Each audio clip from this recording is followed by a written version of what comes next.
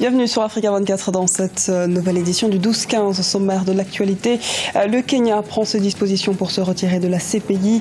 Le président kenyan Uhuru Kenyatta a demandé aux députés d'approuver les projets de loi qui lui seront proposés en vue d'autoriser le pays à quitter la Cour pénale internationale.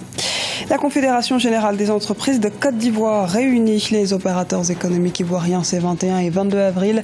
Nouveaux investisseurs et porteurs de projets sont invités à prendre part à la 5e édition de la CGECI Academy afin de dynamiser l'entrepreneuriat ivoirien.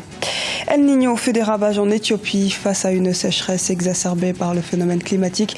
Le gouvernement estime qu'en plus des 8 millions de personnes qui bénéficieront de son programme d'aide sociale, 10,2 millions auront besoin d'aide humanitaire cette année pour un montant d'1,4 milliard de dollars. C'est l'actualité politique du moment à Nairobi. L'engagement du Kenya avec la Cour pénale internationale est remis en cause. En réaction, le président Uhuru Kenyatta a déclaré qu'aucun Kenyan n'irait plus à la CPI. Dans une lettre envoyée au Parlement, le chef de l'État a recommandé aux députés de réactualiser 2 résolutions en suspens qui demandent à son gouvernement de rompre tout lien, coopération et assistance avec la Cour pénale internationale. On fait le point avec Fanny Mouni. Aucun autre Kenyan n'ira à la CPI. C'est en ces termes que le président Uhuru Kenyatta a réitéré sa volonté de retirer le pays de la Cour pénale internationale. Dans une lettre adressée au Parlement, il demande aux députés d'approuver 2 résolutions qui permettraient au gouvernement de rompre tout lien, coopération et assistance avec l'institution judiciaire. Je ne permettrai pas qu'un autre Kenyan soit jugé dans un pays étranger. Mon vœu solennel est que plus jamais le pays ne soit déchiré par les rivalités politiques. Le chapitre de la CPI et de la haie est définitivement clos et ceux qui en ont bénéficié doivent savoir que nous sommes désormais un pays paisible. Cette requête intervient alors que la CPI a demandé à Nairobi d'extrader 3 Kenyans accusés de subordination de témoins dans l'affaire du vice-président William Ruto. En cas de non-coopération du Kenya, la Cour pénale internationale a averti que le pays s'exposait à des sanctions. Pour ce qui est de la procédure en vue de se retirer de la Cour pénale internationale, le statut de Rome, qui est le texte fondateur de cette Cour, a prévu en son article 127 la manière dont il faut se prendre pour y arriver. En réalité, il suffisait de notifier au secrétaire général des Nations Unies l'intention du pays à se retirer de la Cour. Et le retrait n'est définitif qu'après 1 année, donc après la notification. Donc c'est comme ça que ça se passe. Et à partir de ce moment-là, l'État a le droit de se retirer.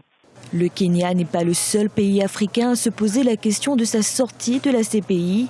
L'Ouganda et l'Afrique du Sud ont rappelé à la communauté internationale que depuis sa création en 2002, jamais la Cour pénale internationale n'avait ouvert une enquête officielle en dehors de l'Afrique.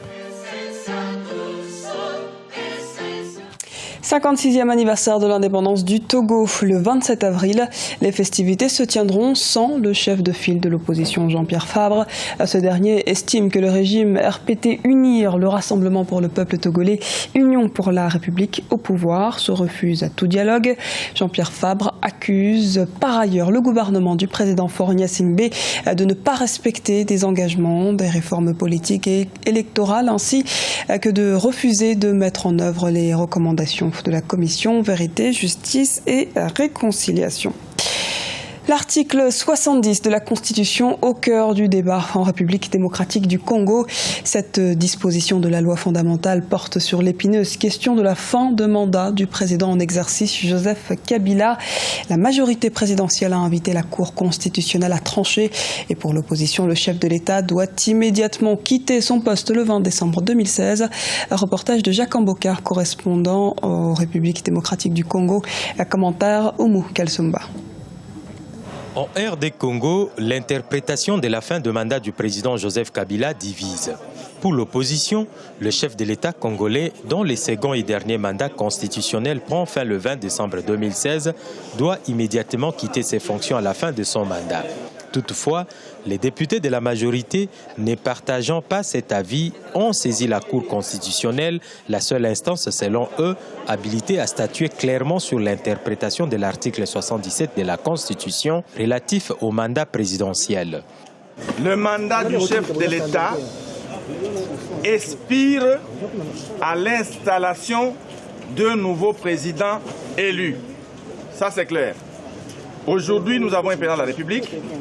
Son mandat va expirer lorsqu'on va installer un nouveau président élu. La démarche menée par les députés de la majorité ce lundi 18 avril 2016 auprès de la Cour constitutionnelle cache un autre agenda, estime le G7, plateforme constituée d'anciens membres de la majorité présidentielle ayant basculé dans l'opposition.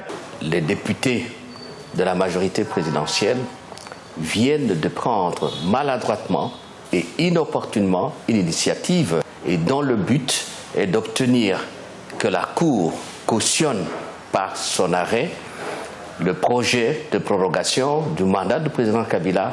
La constitution de la RD Congo prévoit l'organisation de l'élection présidentielle 90 jours avant la fin du mandat du président de la République. Pourtant, plusieurs obstacles entravent l'ensemble du processus électoral. Au vu de ces difficultés, le chef de l'État Joseph Kabila a convoqué un dialogue national dont Edem Kodjo est le médiateur désigné par l'Union africaine.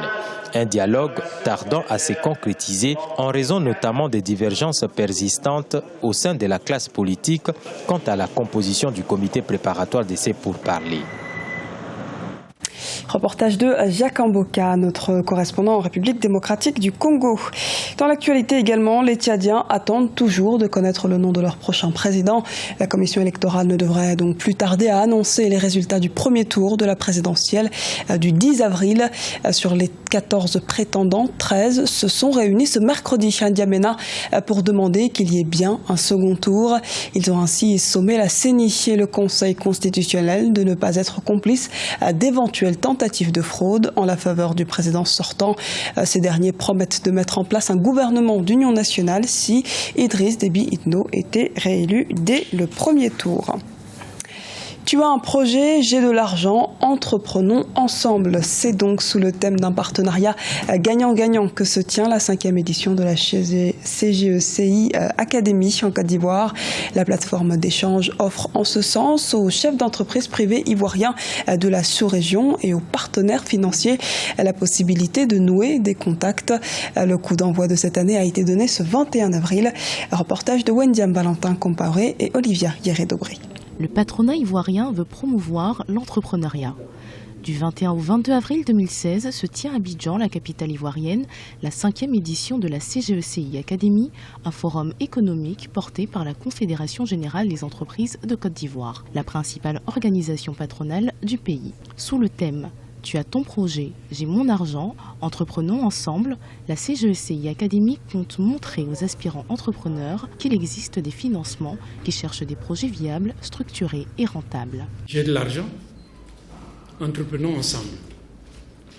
Autrement dit, comment nous pouvons marier celui qui a des idées, un projet bien ficelé, avec un business plan bien établi, et celui qui a l'argent. De faire en sorte que ces deux se mariant puissent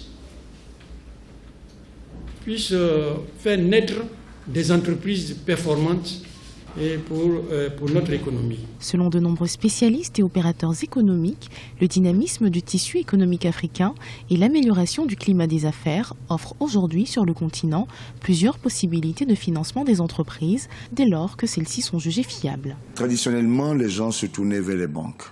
Et aujourd'hui, comme je dis, les choses ont changé. Vous avez beaucoup de mécanismes. Vous avez des fonds d'investissement, vous avez des business angels, vous avez des crowdfunding. Vous avez énormément de mécanismes en dehors du mécanisme traditionnel que nous connaissons. À cette édition, plusieurs innovations sont à noter. Il s'agit notamment de la bourse des projets qui regroupera une centaine d'initiatives proposées à des investisseurs potentiels d'une application mobile de mise en relation entre les intervenants et le public. On retient également la caravane de sensibilisation à l'intérieur du pays pour motiver les jeunes à l'entrepreneuriat.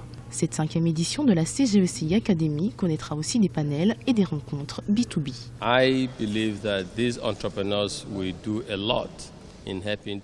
Je suis persuadé que ces entrepreneurs contribueront énormément au développement du continent africain. L'entrepreneuriat est la clé du développement d'une nation moderne. Et l'Afrique récoltera les fruits du succès de ces entrepreneurs. Créée en 2012 par le patronat ivoirien, la CGECI Academy demeure un événement incontournable du secteur privé en Côte d'Ivoire. Notons que la CGECI fédère plus de 1500 entreprises à travers 19 groupements professionnels et associations de tous les secteurs d'activité. C'est l'homme d'affaires et philanthrope nigérian Tony Elimoulou qui est l'invité d'honneur de cette 5e édition. L'Éthiopie au cœur de l'effet El Niño. L'Éthiopie, deuxième population du continent avec plus de 90 millions de personnes, est l'un des pays les plus affectés de la Corne de l'Afrique. La sécheresse aiguë a dévasté les plantations et tué le bétail. Les populations et organisations humanitaires tirent la sonnette d'alarme. Les précisions à Didalat Mirabel Bissou. L'Éthiopie connaît une sécheresse sévère depuis 2015. Les experts la présentent comme la sécheresse la plus forte et dévastatrice que le pays ait connue depuis 50 ans. En décembre 2015, 8,2 millions d'Éthiopiens avaient besoin d'une aide alimentaire d'urgence. Depuis 2016, le chiffre ne cesse de grimper. Les dernières statistiques du gouvernement estiment un peu plus de 10 millions le nombre de personnes dans le besoin. Aujourd'hui, nous assistons à une sécheresse plus aiguë, une situation pénible pour nous. Près de 10% de la population de la deuxième puissance démographique du continent fait face à une situation de crise. L'Éthiopie connaît une sécheresse sans précédent en raison du phénomène El Niño qui se caractérise par des températures chaudes anormalement élevées. Des conditions météorologiques qui ont été à l'origine de la famine qui a frappé le pays en 1984. Avant, nous étions des éleveurs et nous vivions dans la région avec notre bétail, des bovins, des chameaux et des ânes. Mais nous avons perdu nos troupeaux, c'est pourquoi nous faisons appel à notre gouvernement. Près de 5,75 millions d'enfants sont touchés par la sécheresse. 400 000 sont exposés à un risque sévère de malnutrition en 2016. Pour lutter efficacement contre la sécheresse qui dévaste les plantations et tue le bétail, il faudrait 1,4 milliard de dollars à l'Éthiopie. C'était le journal de la rédaction. Merci de nous avoir suivis. Retrouvez dans un instant une nouvelle édition de l'actualité sur Africa 24.